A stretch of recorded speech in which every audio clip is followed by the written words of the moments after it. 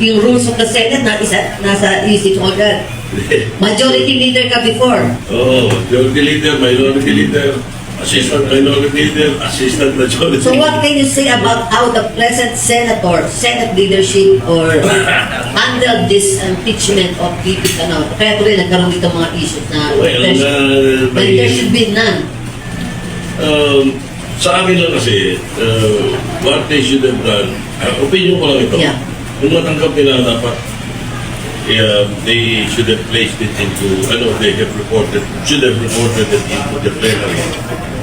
And that it be referred, the impeachment be referred to the Committee on Rules, so that during the break, the Committee on Rules can act. They can talk about it, they can be the hearing, they can be the meeting. Continuing body kasi Senate. Hindi. Continuing body pa sila naka-break lang Oh, yeah, So, the Senate also always passes a resolution. Sometimes every 1 year, every year, a resolution saying that the committees may continue, may conduct hearings during the break. Yung the recess.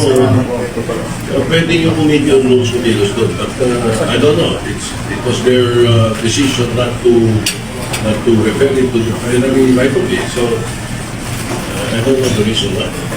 Being yan. Yeah, kung nag-start silang ipakit o kaya in receipt of the articles of impeachment, tapos nag-constitute na sila, maski ubutin ng Senate adjournment, ang question na lang nire-resolve kung magko-crossover sa Tuesday Congress.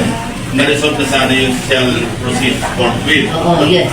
Wala na sana yun, set aside na. Oo, wala sana yun. So, ang thinking ko rin is, and I also heard this from several legal luminaries, yung Senate as an impeachment court is akin to a Sandigan Bayan division, Yeah.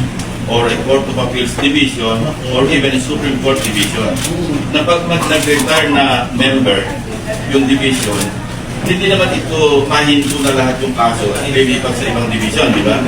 So tuloy-tuloy, and Senate being a continuing body na may darating na 12, ano pa naman yung 12 or 11 in this case, kasi wala na 12 pa rin, si Saning Lara will end his term in 2025 anyway. So, continuing body, para rin ganun sa mga higher courts natin, na hindi mahihinto yung kaso at hindi ililipat. Hindi mawala ng jurisdiction yung division, maski merong umalis at merong pumalit na bagong justice or justices.